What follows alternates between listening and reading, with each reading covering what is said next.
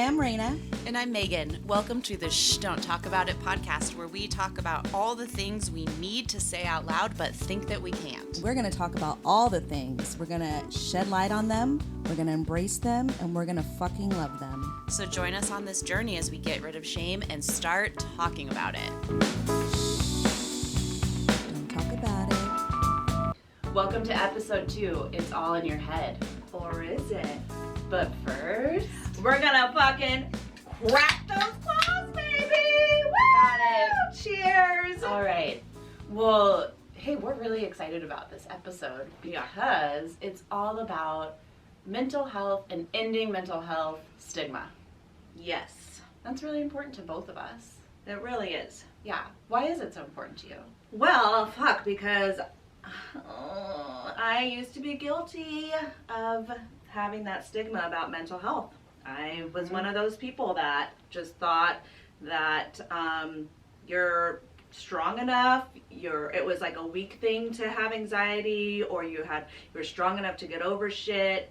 What about you, Megan? Yeah, so it was kind of like, for you, like, that's kind of where we got this title from, like, it's all in your head, because for so long you really thought, like, it's all in your head, why can't you just get over this? Exactly. It's not like you're sick. Right. Right. And I've learned that, it's not all in your fucking head. Right. It can be in your fucking body, it's in your fucking chemicals, it's all over the fucking place, and it's gonna find you one way or the other. So true. Yeah. I think that I never had, like, stigma that I would put on other people, probably because I've been in therapy since I was 14 off and on. But I had a lot of self-stigma and, like, self-shame, like being the kid in high school that's going to therapy, or in my 20s being, like, the only person in my friend group that was going to therapy. Really stigmatized myself, or really internalized this narrative of, like, you're broken, you should be able to muscle through this, why is this so hard for you, like, you should this, you should that. I would, like, should all over myself. And really, I don't know if other people stigmatized me or saw me as broken or not, but I most definitely thought of myself that way for a long time. Yeah. And so I guess I want to talk about that. The stigma that I had, was on myself. Honestly, I don't know. I was fucked up as a kid, so I don't know how much I fucking projected onto others. I'm sure I fucking did a lot. But when it really comes down to it, as I think about it now as an adult, I think that stigma was definitely talking to myself. And like, Reyna, you're strong. You're not weak. You're totally fine. Everything's fucking fine. All right? So you're strong, you're strong, you're strong. That was fucking always, like, playing in my head. To the point where, like, shoving everything down, everything was fine, and then everything was so fine that I didn't have any I don't think I had any emotions or feelings. Yeah, you kind of, like, miss out on the good parts of being human when that happens. Yeah. And it's so interesting to think of, like, struggling with mental health or having mental health challenges as weak, when, like, struggle is just the human condition. Right. We're all struggling. I know, but for me, like, I couldn't show that I was struggling. Yeah. It was just unacceptable. I don't think it was even allowed, like, growing up, to be struggling. My mom was pretty much a single mom, and, bless her heart, she raised 5 fucking kids and worked her ass off. And I'm sure she was fucking struggling, but she never showed that to any of us. And so without that vulnerability, we weren't very vulnerable, I wouldn't think, as kids, so I think when I look back at my life, I feel like I've always had something, because if anybody fucking knows me, they know I've always been scared. I was always a fucking scaredy cat. From the day I was fucking born almost. My mom has stories where I would just fucking cry all the time. If she left my crib, I would fucking cry. She couldn't get me to stop. I had night terrors as a kid.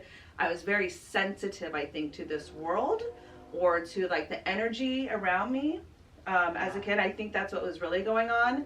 And I was just a really sensitive being. And over time, that sensitivity got fucking pushed away, like pushed down, locked away, because I wasn't allowed to have that sensitivity anymore. I was shamed for being so sensitive and being, you know, scared. I guess you could say scared, even though I would think I was just sensitive, you know? So you kind of got a message from your family and maybe from like the culture at large that being sensitive or vulnerable or not being okay wasn't okay. Exactly. Okay. Yeah. So you had to just stuff it on down. I cried a lot. Aww. As a kid. I wish I could go and hug little Reyna. She cried so much. Cute. She's such a good kid. You know, my parents were got divorced when I was young, and we had to make many trips back and forth here to California, and I would cry all the way from the moment my dad dropped us off in Wairika, California. So for that whole fucking 8-hour drive, I would cry. And then even when I got home, I would cry. I would miss school. I'd have migraines. Like, I was just very just like in tune with my emotions, and I felt things. And then as time went on, those things kept like getting less and less. I was shamed for having those emotions, or those weren't being addressed. It was like, move on, like, go to school, like, okay, it is what it is, you know? But I was fucking 8, you know? Yeah. And from then on, I learned just to, like, shove down those fucking feelings. But then they've always presented themselves, those feelings and emotions always presented themselves, when I look at it now, in a physical ailment. Like, I've always had migraines. I had migraines when I was a child, which is fucked up and sad, because kids shouldn't have to have migraines. Usually they're stress related. So migraines, and then I also had acne, a lot of acne just like around like my chin and everything like that for a long time. And all my other sisters have fucking pristine skin. But anyway, and then I had and then it went into other things, you know. Then I had fucking chest pain, and then I had reflux, and then it turned into dizziness, and there was always fucking something when I look back at it of my body just like reacting, even though my mind and my heart were just like, I'm fine. Like, I felt numb, right? I really want to just like highlight that for people. Like, you can choose to live a life, or you can be forced to live a life where you have to pretend that everything's okay and stuff it down. Mm-hmm. But there will be, and there are, very serious consequences for that. And, you know, your entire body was trying to let you know that you needed help and that it is okay to not be okay. Mm-hmm. And it just took a long time to get that message, but you have now. Yeah, and what happened is I started going to therapy, you know, and a year and a half into therapy, I was finally starting to excavate all those fucking layers that I just like stacked on myself for fucking 30 years, you know? Mm-hmm. Just like keep that little girl like safe in there and tucked away. And once I started like showing little bits and pieces of that, or feeling little bits and pieces of that, oh my God, my body started going through all these fucking crazy things. I started getting really dizzy all the time, and almost every day I was dizzy. I had many panic, which I now know are panic attacks. Mm-hmm. My panic attacks or anxiety attacks, whatever you want to call them, were me feeling like I was going to pass out. Not from hyperventilating. I would never like, you know, I would never do any of that, but it would be more a quiet anxiety attack. So if you see me, I'll start getting withdrawn. I'll start sweating. I start getting really dizzy. My lips will go numb.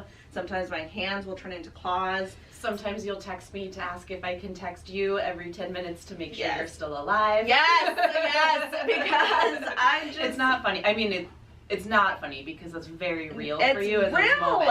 It's real, and it's like every day from ever since I was a kid, I always thought I was going to die. Yeah. I was always been scared of something, you know. Something was always coming to get me. And I'll talk a little bit more about my physical symptoms, but how about you, Megan? Where did all of this start for you? Yeah, so I think I have a diagnosis of bipolar 2 disorder. I hate the word disorder, but I think of it more as just a cluster of symptoms that have a range of impacts on my life, but that is the diagnosis. And it took me a really long time to find my way there. So as a kid, I had really intense mood swings, even as like a very, very young child, like very emotional, very loving and sweet, but also very volatile child from like young age. Like you were angry? I wouldn't get violent. I mean, unless you consider slamming your bedroom door so hard that your parents decide you can't have a bedroom door anymore as violent. No, I don't. I think that's expression. I was never physically violent, but I would get, when I would get angry, I would get very, very angry. I just had really intense moods. And then in high school, it presented itself much more as like depressed mood. But even as a child, as a teenager, I would get into what now you could kind of think about as like a hypomanic state where I just would be like hyper-focused, lots of energy, working really, really, really, really hard on tasks in a very like fixated way, mind rushing around a lot, which we call flight of ideas. So I can look back. And bipolar is also not something that you really diagnose in children because there's so much stuff happening in our brains anyway. But I can look back and see certain signs as a young child, and then definitely in early and late adolescence, and then definitely in my 20s. Can you explain what bipolar is and bipolar 2? Yeah, so bipolar disorder is a spectrum disorder. It's not similar at all to autism, except that autism is also a spectrum disorder, and so that's something that like I think folks might be more used to, like thinking about autism as a spectrum. Bipolar is a spectrum as well. Okay. So people with bipolar 1, what their symptoms are, their highs and their lows. So we call the highs mania, so the lows depression. Their highs and lows are very, very extreme. And in bipolar 2, like as you think about the spectrum, our highs and lows are less extreme. We don't experience full-blown mania. And mania is when you're like, again, like very sped up. Your brain is going really fast. You don't need very much sleep. You have a million ideas. Do you spend a lot of money and stuff? It manifests in a lot of ways, but yes. Yeah. A lot of the behaviors look like really recklessly spending a lot of money, reckless drug and alcohol use, reckless sexual behaviors.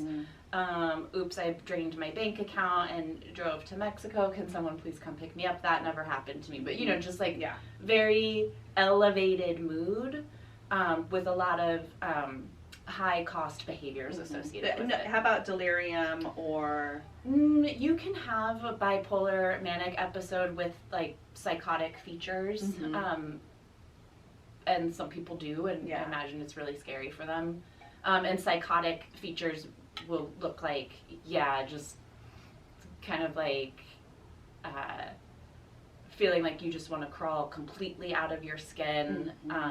That's where a lot of like risk for self-harm and suicide can come into play. So all of that's like what a manic episode kind of looks like. And for bipolar 2, it's less extreme, and we spend more time in the lows. We spend more time in depression. So it's frequently misdiagnosed as depression, which is what happened to me. Like I spent a lot of time in my life taking antidepressants for unipolar depression and wondering like why they weren't doing anything to help. And it's because it was a medication for something that I don't have. So when I was 22 was the first time that a mental health professional suggested that I might have this diagnosis, and I flat out like refused to accept it. First of all, it was a really bad, in terms of the evaluation, it was a really bad experience. Like that therapist did pretty much everything you shouldn't do as a therapist. And I felt who was this motherfucker? I felt very stigmatized, and also when I left with that diagnosis, I was like, I can't have this. Like, I can't have this, and I won't have this. So that's where that like self-stigma comes into play. At the time, I was like, I had applied to join the Peace Corps, and if I had such a serious diagnosis, my placement would have been at risk. Which that in and of itself, I think, like says a lot about the stigma, because like. Make no mistake, this diagnosis notwithstanding, I am an unbelievably successful person that like mostly has her shit together. Yeah. But I just remember walking out like, I can't have this and I won't have this. Yeah. And rejected it for a decade. And it was a really hard decade. And so that's so hard because of the stigma, or because you didn't want to admit it, or did you know deep down inside? Yeah, it made total sense to me. Yeah. I didn't want the label. I didn't want the label, but I mean, I would go through episodes of hypomania where like I would work for 15 hours straight. I would sleep 4 hours a night and not be tired. Mm-hmm. I had actually like a lot of really good ideas and a lot of really like bullshit ideas, and I feel bad for anybody that worked for me back then. But I love that. And then we're gonna do this, and we're gonna do this, and we're gonna do this campaign, and what do you guys all think? I think that we can get this done by next Tuesday. And I would have staff members looking at me like, this woman's insane, and they were right. I was insane. I'm without my meds. Sorry. Yeah. So, you know, and then, so it was a hard decade. Like, it was a hard decade emotionally. I was very emotionally unstable, for lots of reasons, but that certainly was a contributing factor. Yeah. But when I was 32, I reached a point where it was just like, you have to find out what's going on, or I don't know what's going to happen next. And what actually sparked it was like, I reached a point in a depressive, like down state where things were so bad that I ran out of toothpaste. And so then I was like, I guess we just don't brush our teeth anymore. Oh no. Like, I didn't have the energy or the will or the desire to even like drive 2 minutes to Safeway to get more toothpaste. Yeah. Because I was so depressed, and I was coming off of like a big high. And I just I remember looking up like, is it possible to check yourself into the hospital for exhaustion, like how celebrities do? And I just kind of realized like, you gotta get a handle on this. Yeah. So I found a great psychiatric nurse practitioner. She spent 90 minutes talking with me about what I was experiencing. And then she basically was like, I think that this might meet, she was so strategic in her language, this seems like it might meet the criteria for bipolar 2. What if I prescribe you this medication and we see if it works, and if it doesn't, then we can rule this one out. And those were like the magic words for me, and she was so kind. And so because you're like, you're not going to tell me what I am, and or what I have. Exactly. You're not going to tell me, and I don't want, and like I had a high profile job at the time, very public. I was scared of like, what would people think? Like, would that mean that like maybe I'm not fit to do my job? And at that time I was planning to stay in public policy and in politics, and was like, you can't have like a bipolar person leading a state agency. Like, no one's gonna, if people know this, they'll never trust any of my decision making ever again. Which is kind of true. Like, that's the stigma that I want us all to just let go of. You can absolutely trust a bipolar person to make good decisions. Yeah. You can absolutely trust someone with depression or anxiety to make good decisions. Absolutely. It is not the sum total of who that person is. Oh. But anyway, so that's kind of the story, like, of how I stigmatized myself and made up a bunch of stories in my head about what people would think. But we got it under control. Lo and behold, when I went back for my follow-up appointment 4 weeks later, I was like, yeah, this Lamictal changed my life. Thank you. And then I started telling people. I started telling people at work, like my executive team, what was going on. Because I'm sure they noticed I had been very erratic and very depressed for like months before that. And so I was like, you know what? I'm going to be a transparent, vulnerable, and open leader. I'm going to let the people I work with directly know what's going on with me. And you know what? Let the chips fall as they may. And I also had learned by that point that bipolar is protected under the Americans with Disabilities Act, so they couldn't fire me. But, you know. Just so you know. Yeah, and everybody was like, okay, cool. Like, that kind of makes sense, and good for you for, like, being honest about this. And do we still have to do all that shit by Tuesday? No. Yeah, they were probably relieved. Like, okay, she's going to get her shit together on this now. So, kidding. I don't know. I mean, that's kind of a long story. It's not a long story. It's fucking, you put like a decade and a half in like 2 minutes. Yeah, and I just think, you know, what really, really held me back is I was in these high profile leadership positions from the time in like nonprofits and in state government from the time I was 25 until I left state government when I was 33 to go to graduate school. And even now, like as a mental health professional, I also still feel a little bit like, oh, is it okay to say out loud that like I have this diagnosis? It does not impact my ability to do my job whatsoever. But like, is that okay to say? Like I still have that little fear. And part of it is a story I've made up, and part of it's real. Yeah. Because the way that society thinks about a diagnosis, especially if you're talking like bipolar, borderline personality disorder, schizophrenia, dissociative identity disorder, all these things that have disorder, like your general anxiety disorder, generalized anxiety disorder, So thank you for sharing your journey to diagnosis. It's a hard one. It's a tough one. But it's a big relief to have. Oh my God, yes. Although I will say this too, like for me it was a big relief to have because I was like, okay, this makes sense now, we can have a game plan. But I still, like, I never say I am bipolar. I always say I have a bipolar 2 diagnosis. Because it's important to me, like, that the sum total of who I am as a human isn't a diagnosis. Like, the sum total of you as a human is not a person with anxiety. It's not like, oh, Reyna is anxiety. Reyna has anxiety. Like, you experience anxiety. Yeah. And That's it. I mean, it took me a long time to admit that. I always thought I was fucking cool, calm, collected, fucking strong as fuck. Like, no emotion, no whatever. And then I was like, I think I want to have emotion. What would that be like? I want to know what love is. I want to know what love is. What are these things you call feeling? What does that feel like? So yeah, because throughout my life, like I, was talking about, there's a lot of external things throughout my life that caused a lot of emotional trauma for many, many years. So not only do I have anxiety, but I do also have complex PTSD from those things. And I know why they're so traumatic to me. Not only because of what they were, but also because of who I am. Because I am that sensitive little girl. And it fucking really rocked my fucking core to the point where I was just ice cold for a long time, and I was a really mean person actually for a long time throughout my adolescence. But I was hurt, and I was protecting myself. You were protecting yourself. So yeah, I always wanted to be like that affectionate one, saying, babe, I love you a lot, but I didn't grow up like that.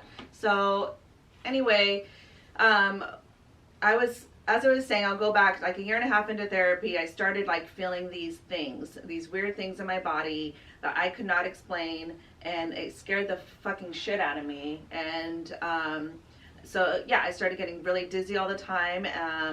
And I thought it was just, vertigo or whatever. So I had testing done. I had a brain MRI done. I had fucking a stress echo done. I had Holter monitors on. I had all the gamut of tests, whether it would be my heart or my brain. I didn't fucking know what was happening. I just knew I felt outside of my body. I felt like I was floating. I felt like I wasn't here. I felt like I was looking behind my eyes. Like, there was like this disconnection. I remember that. And it was almost like, it's interesting to me that you were seeking answers in like physical health. Like, this must be something physically wrong with me. Like, touching the thought that this could actually just that's minimizing, that this could be my mental health. Yeah. Like, that was not an answer that you wanted to touch until you went through the whole litany of physical. Yeah. So I mean, we're so much more accepting of physical ailments. Well, then that's something that I can work with, Treat it. Yeah. That's an easy fix, you know what I mean? Like, not an easy fix, but it's something, it's tangible. You could do something about it. But no, everything was fucking normal in all my tests, and everybody kept saying I'm fine. I'm like, I'm admitting I am not fine. I'm not fine. I don't feel fine. I feel like I am not here. I feel like I'm somewhere else, but I'm here, but I'm not. It was such a weird experience. And finally I had like a fucking, a moment at work where I just started freaking the fuck out, and I had a panic attack. And then my coworker was just like, you know, she took my vitals and all the fucking objective data was fine, but I was like, I am not okay. I'm not okay. I got to go home. I left work. I finally took some medication. I took some clonazepam to see if that would help. I'm like, what is this? What is this? Because it wasn't that textbook fucking anxiety attack, you know? Anyway, but I woke up and it reset me, and I was like back in my body again. It was such a weird, I was like, okay, that's weird. But then I still didn't get it. I still didn't get it until I was at my nephew's fucking baseball game, and I started feeling floaty again. And I'm like, why am I feeling floaty? I don't even feel anxious right now. I feel super calm and chill. I'm at my fucking baseball game for my nephew, but I feel floaty, and now I'm starting to think about the floaty, and now I'm getting anxious, you know? And then, so my brother-in-law, fucking, thank you.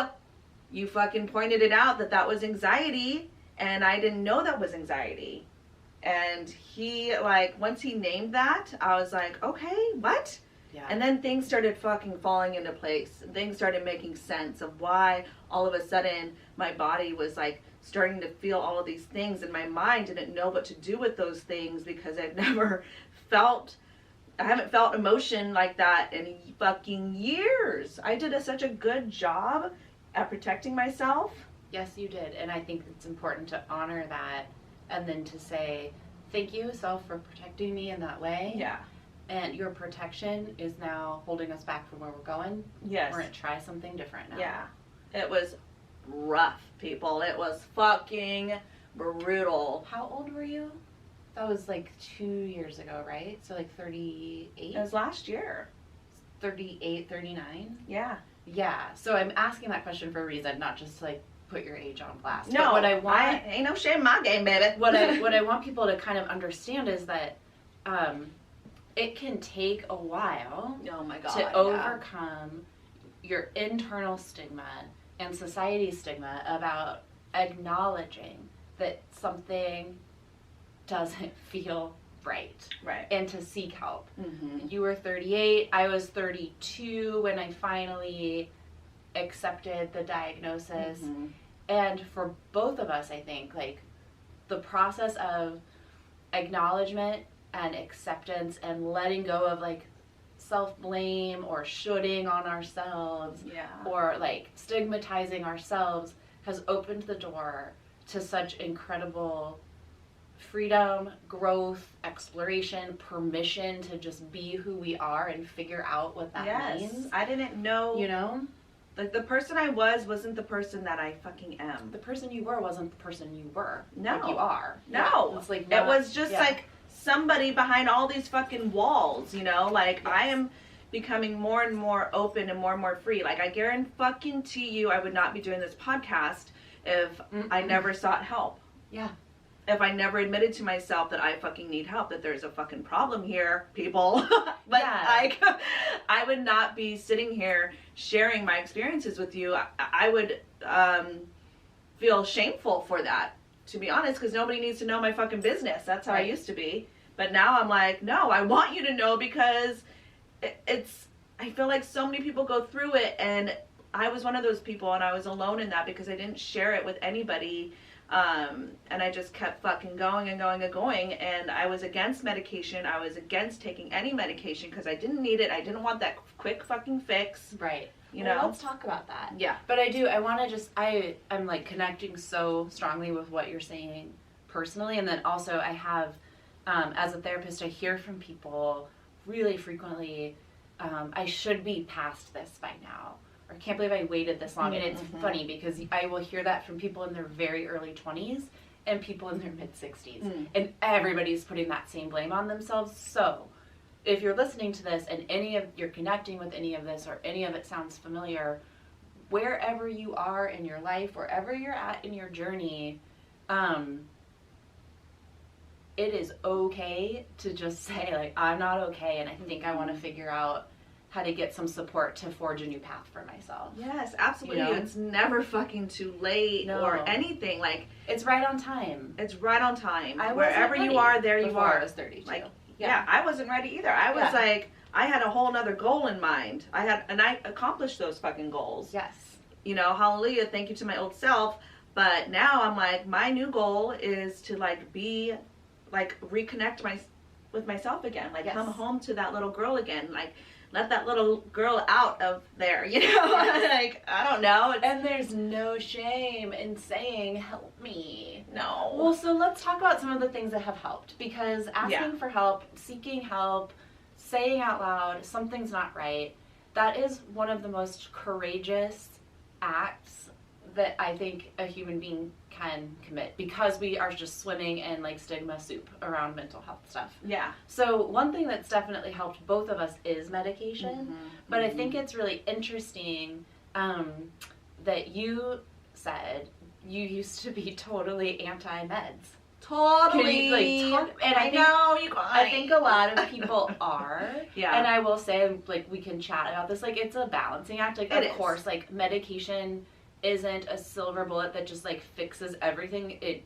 can help you reach a baseline from which you can build and do a lot of other work. But I have a feeling that there's people among the people listening or watching, there's like mixed perspectives on the idea of medication for mental health. And so I don't know, like you used to be no, now you're yes. Like what changed?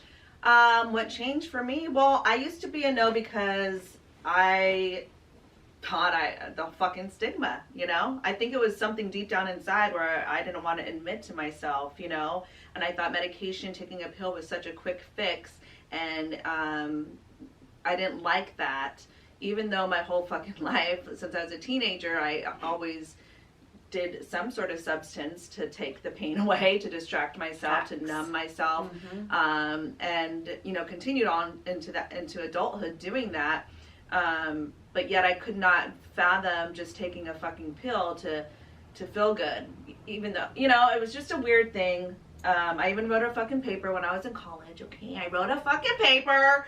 Against meds. Again, about Prozac Nation. That book. That book. I mean, I didn't read the book. You don't need to. But it was... Unless you're like really into, oh God, actually Elizabeth Wurtzel passed away, the woman who wrote it, and she is actually a good writer, but it's a pretty self-indulgent book, so you don't need to read it. I don't even know what it's about. I just know the idea. It's about a wealthy white woman's journey through depression. Oh, okay. And here in my head, I'm thinking Prozac Nation. Everybody's fucking popping pills, taking Prozac. I mean, it's kind of about that too. Oh, okay. And so I wrote a whole paper saying, like, why does everybody want that quick fix? Like, there's work to do. And yes, there is work to do. And you do that work and you're still like, what the fuck? You know, like for me, I could not manage my shit without medication. And I am not ashamed to say that. Like, I am not okay. I wasn't okay. I can see that so clearly now. But when I was in it, I could not fucking see it. I was on the couch all the time. I was scared all the time. I could not sleep alone. It was horrible. I had so many fucking racing thoughts in my head. It was so much static. It was exhausting. Right, and you can't unpack what's underneath it if you're in a constant state of panic. If your like limbic system is and your parasympathetic nervous system is constantly activated, you're not going to be able to work on the deeper fundamental things that might be underneath the anxiety. Yeah, like when I was a year and a half into therapy, that's when shit started coming out, because I was finally starting to make progress in therapy. Yeah. And like letting go and letting things out, and then my mind was like, no, or my body, whatever the fuck was like, I'm gonna protect you, my mind. I'm gonna protect you. So it wouldn't let me go any further until I took medication, and then I'm telling you, I mean, you know, I don't know, medication's not for everybody. And like I said, I was against it in the beginning, like 15 years ago. Okay, let's be real here. But I would not be sitting here doing this fucking podcast if I didn't get help and if I wasn't on my medication. Yeah. I mean, how about you? Yeah, very similar. The medication I take is extremely helpful. Because it helps keep me in like homeostasis. Mm-hmm. It just helps me keep myself at a baseline that is me. Mm-hmm. And doesn't that feel amazing? It feels really good. I used to not even be able to say feels good. So I remember. Yes. Well, and I think I was kind of similar. Like, I had two thoughts. One, I don't want to have to take medicine every day for the rest of my life. And two, this dumb, this arrogant 20-something-year-old, I don't want to lose my edge. Bitch, your edge is way too edgy and you're miserable. Yeah. And who you doing it for anyway? I shouldn't call past me a bitch. But it's like... Well, I was a fucking bitch. Just, I will say that. It's just a little bit of a misguided thought because even with the 200 milligrams of the medicine I take, which is Lamictal, like, I'm still a creative, passionate, highly emotional person that feels things deeply. It doesn't numb me out. Now, I will say that it's really important, like, medication or not is a, like, very personal decision. It's important to find a prescriber who listens to you, who's going to really work with you to figure out what works, who's going to be patient, and it's important to have patience with yourself. But for me, and I still struggle with medication compliance sometimes because I still have that voice in my head, like, maybe you don't need this, you shouldn't have to take this for the rest of your life. Remember how fun it is to be hypomanic. Like, you know, but that voice is not a truth teller. Yeah. So, you know, and I think about it now, like you would never say to somebody who's diabetic, like, why are you taking insulin? Surely with enough positive thinking, your pancreas will just start to make enough insulin for your body. Right. But we say to, like, a person who struggles with depression, like, why are you taking that? That's so weak. Surely your brain can produce serotonin on its own. Like, no, it can't. That's the problem. No, it can't. Yeah. So, you know, I do think there's been a cultural shift, but for me and for you and for lots of folks, if you were working with a good prescriber who listens to you, who doesn't overdo it, who doesn't just throw 500 different pills at you, it can be a way that you just manage your symptoms enough to get back to the core who is you. And then that core who is you has a lot of other work to do in therapy or whatever healing modalities you decide work best for you. For me, it has been therapy. There's many different ways, I think, to approach, like, healing and nurturing one's, like, spirit and mending your soul. Medication's not going to do the mending work for you. No. But it's going to make you able to, like, where am I going with this analogy? It's gonna make you able to, like, pick up the needle and thread and start sewing. You know? There we go. I fucking took me a while to land the plane on that. It's okay. I hear what you're saying. It just basically, it quiets the fucking mind, y'all. It, like, finally the static is clear. I have more energy because it's not all invested in, like, all the fucking what ifs and the anxiety. For me, it did take me a little bit to find the right medication, so I had to do a trial of several different ones till I find the right one for me. So do not be discouraged if you're like, fuck, you know, this isn't working. You know, you do have to give it time, and it does take 6 weeks for it to actually change the chemistry of your brain. But for me, once that happened, it was just like a fucking light bulb went on, and here I am. And here I fucking am! It feels good to be here, y'all. So step one part of getting help for both of us is finding a medication that works, again, to bring back to baseline. And then other things that we do to take care of our mental health. Like we both go to therapy. Again, I will say I went to therapy for the first time when I was 14. I can't even remember the number of therapists I've had. I did not find one who I felt truly got it until I was 32. And he was amazing. That man absolutely changed my life and connected with my pain and what was going on with this, like, level of empathy I had never experienced before. And, you know, I hear a lot of horror stories from a lot of different kinds of people about really bad therapy experiences.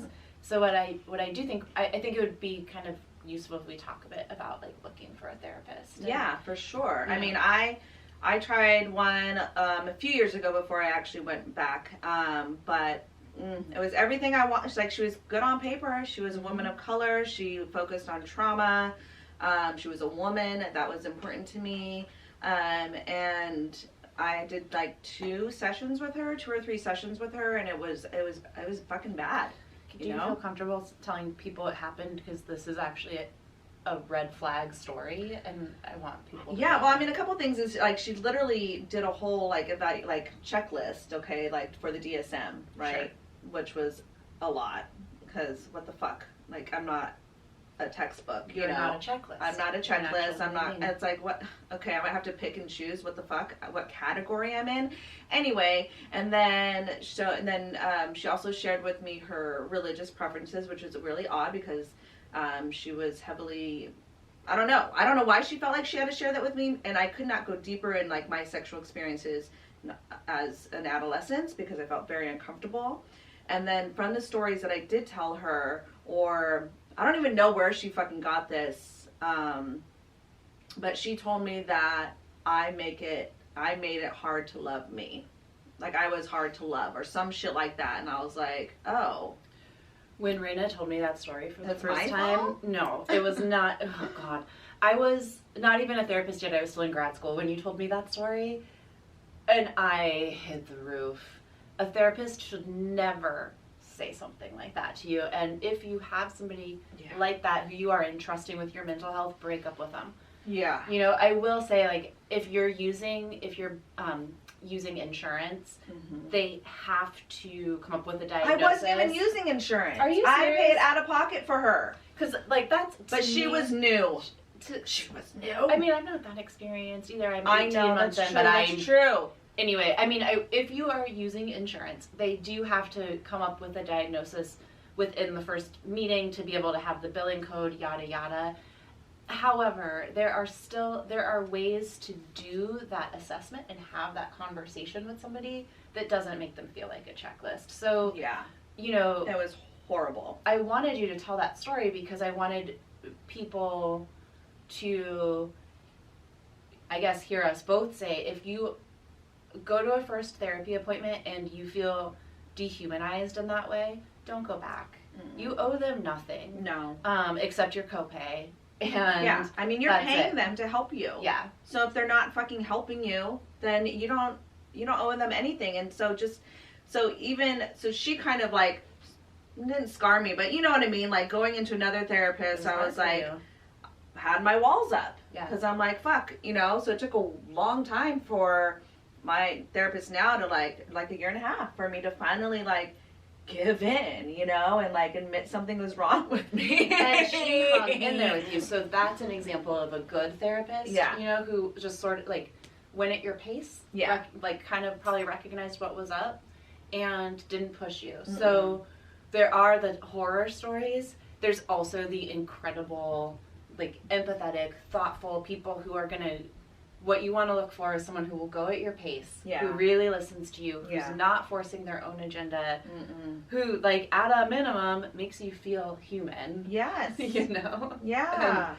And loved. And respected. Like, respect and loved. And safe. Fucking safe. Because something else I think a lot about when I'm in the therapist chair, not the client chair, is the power differential. And anybody who wants you to know that they are powerful as the mental health professional is probably not a safe person to be working for or working with. Yeah, like like my approach is as both client and therapist. I'm looking for somebody who sees our work together as a partnership, and looking for somebody who, like, when I'm in the client's chair, believes that I am actually the expert on my own experience, and also, like, an unreliable narrator of my own experience and need help, like, sorting things through. Yeah. But that, like, my right to self-determination and my expertise on myself is always front and center. And I think that that's something to really think about when you're seeking therapy. Like, does this person respect your autonomy, your self-determination, your knowledge of yourself, and do they find ways to meet you where you are and, like, draw more out of you, like, help you be more you, versus just talking down to you with a bunch of fucking advice. No. Ugh. Yeah. Fuck no. I mean, mostly my therapist now just asked me a bunch of fucking questions, and I was like, I found the answers, and I was like, oh my god. Yes. Did I just say that out loud? Oh my god, I know. It's like, That's so profound. That's a good therapist. So so therapy, yes, how I found my therapist was on Psychology Today. Yes. So there's like a filter, you can put in all the things that you prefer. So they have a fucking shitload of therapists on there. I know it's hard to pick and choose, but filter and sort them as much as possible to get down. And then you can email them, you can message them, and then you can set up like a consult over the phone just to see if you vibe together. And I think that's important, is to see if that energy aligns. And that's what I did with my therapist. She called me and we just talked, and she's like, yeah, I think I know I can help you. And I'm like, okay, sweet, And that's how we set on that path. And it's been like 3.5, dude, it's been 4 years. Yeah. Oh my God. And it's been a transformational 4 years. Holy shit. Fucking time, man. I know. Well, is there anything else that we want to share with people around, like, you reach the point where you stop stigmatizing yourself, you tune out society's bullshit, you start getting help, meds can help, therapy can help. Yeah. Anything else that you reckon that like has been helpful to you in your journey to release yourself from judgment? I feel like sharing with your friends, with your close people, your circle of people, friends, family, whoever they are. I feel like just fucking talking. Because not only will that help you, but that will help them. Like, I guarantee you that'll fucking help people open up more about what they may be going through. Yep. So I do feel strongly about sharing your where you are at, or checking in with people as much as you can. Yeah. Don't put high expectations on yourself. Don't do it. Don't put any, actually. Just do your work and see what you learn. Yeah, do your work, see what you learn. Be open. Don't resist it. And know what? This right here is what helped me over the last few months, is ride the fucking wave. All right? Ride the wave. Ride the wave, because it comes in waves. It all comes in waves. Mm-hmm. Emotions, happiness, sadness, everything. They're not long-lasting emotions. Happiness is not a destination. Sadness is not a destination. They all just come in waves, and when they come, you ride them out. And just like my little sister fucking told me, you're a motherfucking surfer. So that's what I think about, because I know it's only temporary, whether it's happiness or joy, or whether it's sadness or depression. It's only temporary, and it'll go. So ride it out, baby. Ride it out. That's exactly right. Yes! I mean, I totally agree. Like, finding people that you connect to, that you can talk to, that you can, like, feel safe disclosing challenges to, is so helpful. Because because I used to have this fear, like, if I tell people this diagnosis, they're going to judge me. And that did happen sometimes. Or, like, when I was dating, sometimes I would encounter a random weirdo that would be almost like too into the fact that I have this diagnosis, and I would realize, like, oh, like, you like me sick, like, that's sick. But like, now I have my people. Yeah. You remember when I was first getting to know my current partner, like, nervously saying, like, I have this diagnosis, and he was like, oh, okay, like, totally accepting. And then, like, a few months later, I was like talking about it again. He's like, am I supposed to be worried about this? Like, it doesn't seem like it's not a very big deal. And that was so comforting. Take that power away from it. And he's like, oh yeah, I guess it's not. It's just a part of me. And like, having, like, I have my people that I can just say, like, this is a part of me. Hey, if you notice me behaving this way, like, please ask me please ask me these 3 questions to check and see how I'm doing. And it's almost like self-check. Like, check me if I'm doing these certain behaviors, because it means that something might be out of whack. And it's great to have friends that I can say that to. Yeah. And then, since I'm a nerd, I've also found a lot of, like, solace and healing through books. Oh. So I brought 3 that I wanted to share. I'm like, what are you looking at? I'm like, I was like, you're looking at your jewelry. No, I'm looking at my stack of books, which I have, like, an entire bookshelf just of, like, self-help books and things that have helped me grow. But I wanted to share 3. But I actually only read, like... I haven't read fully one book. You take what you get. I will. I dibble dabble in all of them. Well, in this first one, Women Who Run with the Wolves, is actually like I found because you found it. It's been really healing. It actually found me. To be honest. Yes. I went in to get the fucking Chelsea Handler book, and they didn't have it. And then this book called to me, The Women Who Run with the Wolves. Yeah. And it fucking was life changing because it brought me back into my wild spirit, and that it was just a poke. It was just like, oh. Like, I've been hibernating for so fucking long, and now I'm not anymore. It's really fantastic. It's very healing. Very healing. We strongly recommend it. The second one I wanted to just recommend, especially if you're somebody that maybe has a diagnosis that is more stigmatized, is this book, The Collected Schizophrenias by Esme Wang. As you can probably tell by the title, she has schizophrenia. The way that and is also she's an amazing writer. She's very successful despite any like limitations that may exist for her. I am not schizophrenic, but reading her story was so helpful to me. Like, I saw parts of myself in here, and I think that if you do struggle with a quote unquote serious diagnosis or a stigmatized diagnosis, reading other people's stories can make you feel so much less alone. Like, she's got a chapter in here about a delusion that she had for about a year that like I also have had.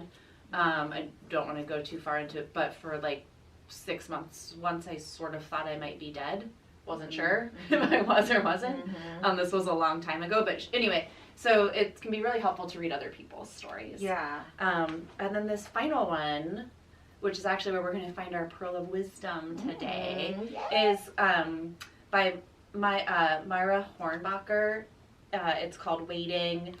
She also has a book called Madness that's about her experience being bipolar. This book is about her experience in drug and alcohol recovery. However, when you are recovering from a pretty serious mental health episode, so a lot of the tenets of drug and alcohol recovery can be extremely helpful as well. And like for people on the YouTube, you can see how marked up this is. And anyway, it's a good one too.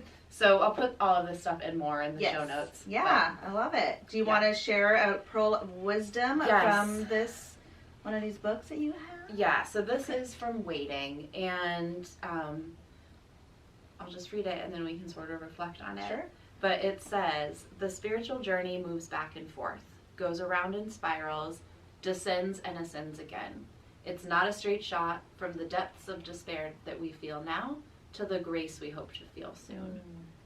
And that resonates with me because it's so easy to get pissed at yourself for not being quote unquote better or perfect, or for your healing journey taking twists and turns, or even feeling at times like you've gone backwards or like you've regressed. But you just got to remember, it's a like spiral that goes up and back down. It's layers, and it's not a perfect journey. Like you're gonna regress and then heal and then regress again and then heal again, and it just goes back and forth, and you don't have to beat yourself up for that. Yeah, I love that, because it's, again, the expectation of, you know, that the ending of all of this is, you know, happiness and joy and like I'm fucking better and all of that, and that's not even the fucking point. The point is the journey, like having this feeling now, in this moment, now, right now. This is what it's all about. It's not about in the future you might feel this way. It's right fucking now, and that whole, and wherever that is, wherever, if you're sad or happy or where you are in your journey, it is always evolving, always changing, very fluid. Just don't resist it, just flow with it, and either way it'll bring you back home to yourself, exactly, to the core of who you are. Yep. And that will always be there for you. They will always be there for you. It's that core of who you are.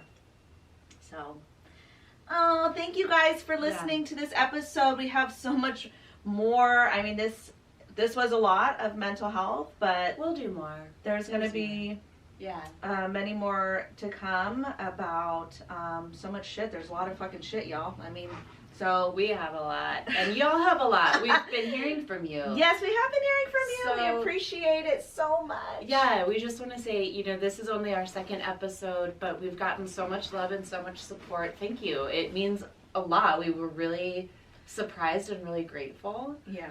And we want to keep hearing from you. So, first of all, rate, review, and subscribe and download on Apple, iTunes, or Spotify. All of that. Find us on YouTube and subscribe there as well. Yes, subscribe it, like it, hit the notify button, share us, you know, tell your friends, tell your mom, tell your neighbors, all of that. Everybody. You know, everybody. And tell us your stories. So we really do want to hear from you. We really do. We will never share your name. No. You can send it from an anonymous email if you want, but our email is info@shdonttalk.com.